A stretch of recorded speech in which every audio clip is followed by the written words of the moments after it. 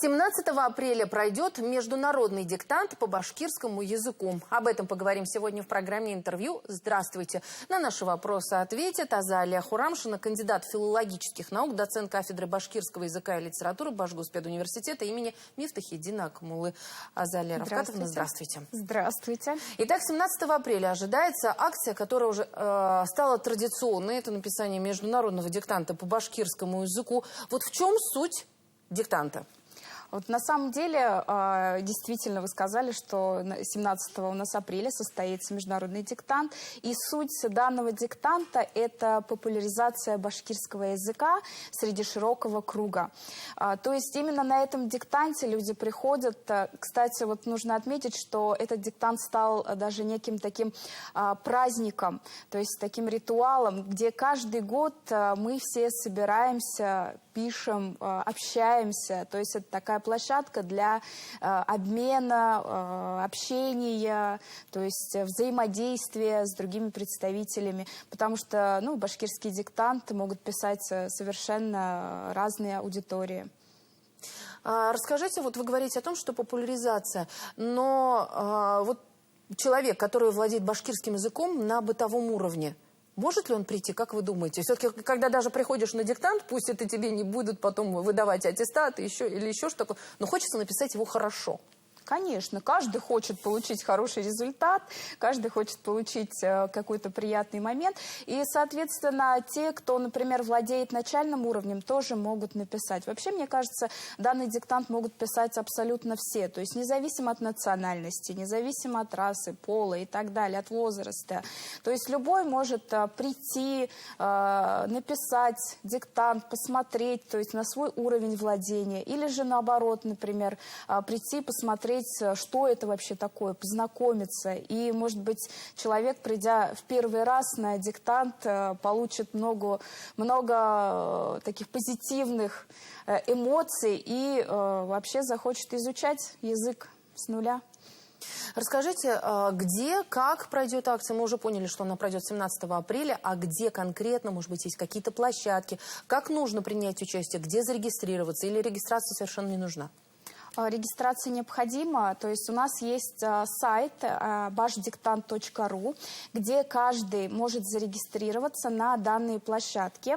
То есть 3 площадки предоставлены на этом сайте. Это для тех, кто свободно владеет башкирским языком, и для тех, кто как раз-таки вот на бытовом уровне или только начинает изучать, то есть начинающий уровень. И 3-я площадка – это для представителей именно диалекта, северо-западного диалекта башкирского языка. Необходимо зарегистрироваться до 16 апреля на одну из площадок. То есть там выходит некий перечень площадок, все, кто зарегистрировался, точнее, как для проведения площадки. Это могут быть музеи, это могут быть школы, вузы. Вот, кстати, нужно отметить, что наш Акмуллинский университет тоже зарегистрировал 2 площадки в нашем университете. Это 3-й корпус, улица Октябрьской революции, 3А, где мы с удовольствием встретим всех, кто желает написать диктант по башкирскому языку. То есть ограничений нет. Любой желающий в любое время, когда ему удобно, заходит, регистрируется. Может пройти этот диктант как в онлайн-формате, так и в офлайн-форматах. То есть все удобства созданы для участников. То есть онлайн тоже можно будет написать? Конечно, онлайн тоже человек может написать. Для этого также он в день диктанта заходит, значит, на сайт нашей площадки. Там будет происходить прямая трансляция. Также будет прямая трансляция проводиться по каналу, по нашему каналу БСТ и ТАМЭР для тех, кто желает написать диктант. Азалия Рафкатовна, что касается людей с ограниченными возможностями здоровья, предусмотрены для них какие-то площадки? Для людей с ограниченными возможностями здоровья, то есть вот удобный формат онлайн, то есть можно даже не выходя из дома. Но если человеку хочется выйти из дома, просто при регистрации на площадку нужно указать, что необходимы определенные условия, да, для написания этого диктанта. И, соответственно, та площадка, которая будет принимать, она организует все необходимые условия для написания. Какой текст будут писать участники башкирского диктанта? То есть это будет художественный, публицистический, какой он? Или вот его откроют там в последний момент, как это, наверное, и происходит обычно? Ну, так и происходит. Это такой некий такой секрет, чтобы все было по-честному, чтобы каждый, вот, кто пишет, да, чтобы он не заранее прочитал текст, да, и все отлично написал. А это такой вот сюрприз, некий такой секретик сохраняется. И касательно уже текста, текст ежегодно выбирается именно по тематике года. То есть, например, вот в этом году у нас в России, да, объявлена тема «Это единство народов России». Соответственно, один текст будет посвящен этой теме. Вторая тема – это у нас в Республике Башкортостан, да, год большой и дружной семьи. Соответственно, вот второй текст будет этому посвящен. И третий текст у нас в этом году отмечается 200-летие башкирского поэта и просветителя Гали Сукароя. Соответственно, третий текст будет посвящен его творчеству. То есть вы в начале интервью говорили о том, что существует 3 уровня текста, да, и вот это 3 разных текста готовят. Да, да. Расскажите, что будет по окончанию, после того, как написали диктант? Ну, каждый, кто написал диктант, вот если, ну, в зависимости от формата, то есть если человек написал в онлайн-формате, у него там сразу появляется вот сертификат о прохождении данного диктанта. То есть он получает электронный сертификат. А, соответственно, кто пришел на площадку написать воочию, так скажем, очно, соответственно, им уже на площадке выдаются сертификаты о том, что вот они написали, участвовали в международной акции по башкирскому языку. Расскажите вот по вашим наблюдениям, как башкирский диктант помогает именно сохранению, популяризации башкирского языка? Ведь потому что мало одного желания, чтобы прийти написать. Башкирский язык нужно изучать. Может быть, вы знаете случаи, когда вот не очень удачно написал, да, допустим, диктант, потом это подстегнуло для того, чтобы изучать язык? Конечно, любое конкурсное испытание, так скажем, да, вот мы участвуем постоянно в разных конкурсах, мы пишем диктанты, и это делается для того, чтобы как раз-таки человек мог себя проверить, во-первых, свой уровень владения, ну и, во-вторых, каждая вот такая деятельность конкурсная, она мотивирует на дальнейшие действия. То есть, ну, я просто по себе знаю, то есть, если я где-то участвую в каком-то конкурсе, уже невозможно остановиться.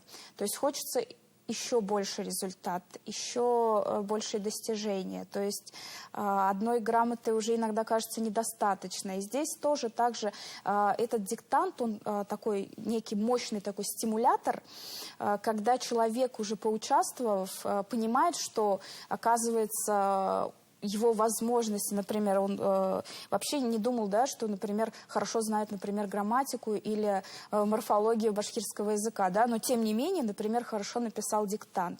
И вот тогда человек раскрывает уже свой потенциал.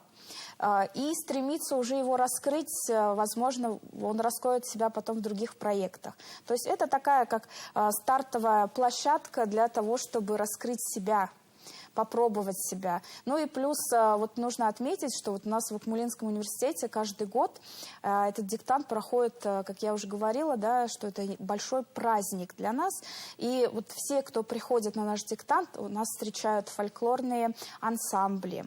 То есть приходят деятели культуры, работники газет и так далее. То есть, например, вот в этом году у нас на нашей площадке будет читать народная артистка Башкортостана, это Сара Буранбаева.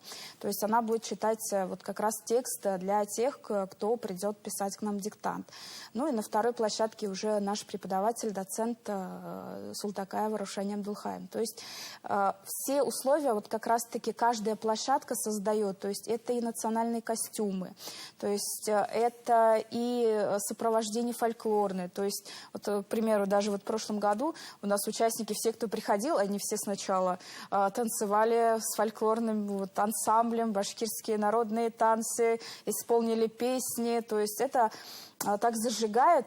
Это, значит, ну, целый такой фольклорный уже праздник превращается. Не просто вот пришел ты на площадку, сухо вот сел, ручку взял, написал, а ты еще и пополняешь свои знания именно в фольклорном, вот, народном, значит, творчестве. И вот, соответственно, а вот эта энергетика участников, она тоже заряжает. Потому что приходят, ну, во-первых, разного возраста участники, то есть и все они вот общаясь, такой происходит обмен опытом, межпоколенческий, такая межпоколенческая связь происходит. И, соответственно, здесь вот именно на такой площадке уже человек, как раз-таки в нем вот пробуждаются вот знания, да, и пробуждается именно мотив к изучению вот своего родного языка.